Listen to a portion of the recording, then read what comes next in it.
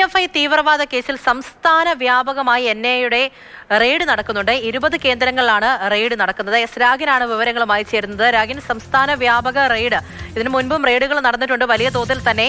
ഇപ്പോൾ ഈ സംസ്ഥാന വ്യാപക റെയ്ഡ് ഈ കേസുമായി ബന്ധപ്പെട്ട് NIA മുന്നിലേക്ക് വരുന്നതിന്റെ കാര്യം എന്താണ്? എങ്ങനെയാണ് റെയ്ഡ് പുരോഗമിക്കുന്നത്? പൂജ, പുലർച്ചെ മുതൽ വിവിധ കേന്ദ്രങ്ങളിൽ PFIയുമായി ബന്ധപ്പെട്ട വിവിധ കേന്ദ്രങ്ങളിൽ ദേശീയ അന്വേഷണ ഏജൻസി റെയ്ഡ് നടത്തിക്കൊണ്ടിരിക്കുകയാണ്. സംസ്ഥാന വ്യാപകമായിട്ടാണ് റെയ്ഡ്. കൊച്ചിയിൽ 8ഓളം ലൊക്കേഷനുണ്ട്. അതോടൊപ്പം തന്നെ തൃശ്ശൂർ, പാലക്കാട് ഉൾപ്പെടെയുള്ള ജില്ലകളിൽ ഉണ്ട് എന്നാണ് വ്യക്തമാകുന്നത്. 20ഓളം ലൊക്കേഷനുകൾ, സ്റ്റേറ്റിൽ 20ഓളം ലൊക്കേഷനുകളിലാണ് റെയ്ഡ് പുരോഗമിച്ചുകൊണ്ടിരിക്കുന്നത്. നേരത്തെ PFI തീവ്രവാദ കേസുമായി ബന്ധപ്പെട്ടുകൊണ്ട് NIA ആദ്യഘട്ടത്തിൽ ശക്തമായിട്ടുള്ള നടപടികളൊക്കെ അന്ന് എടുത്തിരുന്നതാണ്.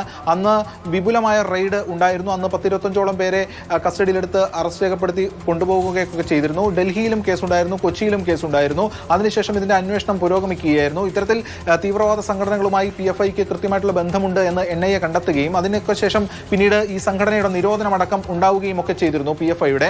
എന്തായാലും അതിൽ ഇപ്പോൾ NIA സംഘം വ്യക്തമാക്കുന്നത് ഇതിൽ അബ്സ്കോണ്ടിങ് അക്യൂസ്ഡ് ഉണ്ട്, അതായത് ഒളിവിൽ കഴിയുന്ന പ്രതികൾ, ഇപ്പോഴും അവരെ കേന്ദ്രീകരിച്ചാണ് ഇപ്പോൾ NIA പ്രധാനമായിട്ടും റെയ്ഡും പരിശോധനയും ഒക്കെ നടത്തുന്നത്. എന്തായാലും റെയ്ഡും കാര്യങ്ങളും ഒക്കെ പുരോഗമിച്ചുകൊണ്ടിരിക്കുകയാണ്. നിലവിൽ ഇതുവരെ ആരും ഈ ഘട്ടത്തിൽ കസ്റ്റഡിയിലായതായ വിവരങ്ങളില്ല. എന്തായാലും ഇപ്പോൾ റെയ്ഡുകൾ പുരോഗമിച്ചുകൊണ്ടിരിക്കുന്നു. കൂടുതൽ കസ്റ്റഡിയും അറസ്റ്റും ഒക്കെ ഉണ്ടാകാനുള്ള സാധ്യതകളുണ്ട്.